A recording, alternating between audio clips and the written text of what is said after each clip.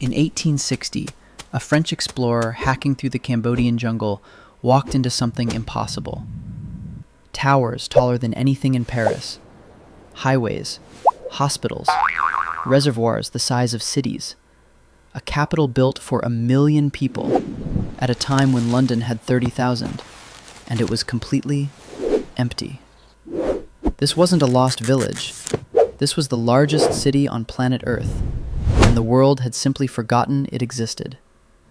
And the strangest part? Nobody destroyed it. The people just walked away. Why does a 1 million-person city get abandoned? The answer, believe it or not, is hiding in the plumbing. Before we flesh out this mystery, hit like and subscribe, because if a 1 million-person city can be forgotten, this channel doesn't stand a chance without you. Alright, to solve this, we need a witness. Luckily, we have one. August 1296. A Chinese diplomat named Zhou Daguan sails up the Mekong and becomes history's most important tourist. His mission? Diplomacy. His actual output? 1 year of taking notes on everything. Basically a travel vlog, carved in ink. And what he saw broke his brain. Angkor, golden towers, royal processions with hundreds of elephants, markets run entirely by women, and a king covered in so much gold he was basically a walking bank vault. But here's what Joe almost missed. The real miracle wasn't the gold. It was the water. Angkor sat on a monsoon. 6 months of flood, 6 months of drought. So the Khmer built the largest hydraulic system on the planet. Reservoirs you can see from space, canals like highways, and rice harvests 3 times a year. Water in, water out, like a giant beating heart. Translation? The city wasn't powered by gods or gold. It was powered by plumbing. 5 stars, Joe wrote. Would visit again. He had no idea he was reviewing a patient with a heart condition, because that plumbing had a fine print. A water network that big needs constant maintenance, dredging, repairs, thousands of workers, forever. Miss a few years, and the canals silt up. And the empire was getting distracted. The kings kept blowing the budget on ever bigger temples. Imagine your house flooding while you build a 5th garage.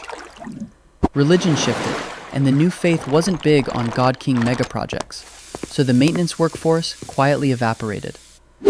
Meanwhile, a new neighbor was hitting the gym, the Kingdom of Ayutthaya, young, aggressive, and very interested in Angkor's lunch money. So, aging infrastructure, distracted management, rising rival. All the empire needed now was 30 years of perfect weather. It did not get 30 years of perfect weather. Scientists can read ancient tree rings like a weather diary, and the 1300s entry is a horror novel. First, a mega drought, decades long. The canals, already half clogged, turned to dust. Then the climate whiplashed. Monsoons so violent they ripped through the starving system, smashing canals and burying the intakes in gravel. The heart of the city didn't just stop, it tore. Drought, flood, each cycle worse, each harvest smaller, each repair crew thinner. And the people did the math. Year by year, family by family, they left for the river towns in the south, where trade was easier and the water behaved. Then, in 1431, Ayutthaya's army walked into a half-empty capital and took what was left. No apocalypse, no final battle worth a legend. The greatest city on earth died the quietest death imaginable. It was abandoned by appointment. And here's where it gets eerie. The jungle didn't wait. Roots split the highways. Trees swallowed the temples whole. You've seen the photos. Stone faces held hostage by branches. Within generations, the world's largest city became a rumor.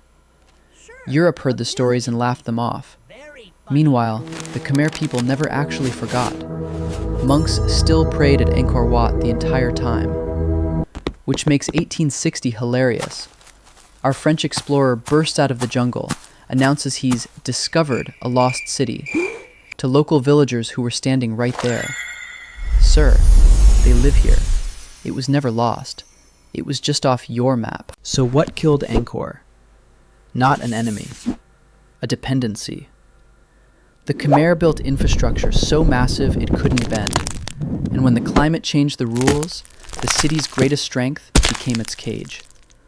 1,000,000 people didn't flee a monster. They left a system that no longer worked, one moving truck at a time. Now look at our cities. Pipes, grids, supply lines, bigger and more locked in than anything Angkor dreamed of. So here's my question. If the rules changed on us, could we adapt? Or are we just Angkor with Wi-Fi? Tell me in the comments. And subscribe. Don't make me get discovered by a French explorer.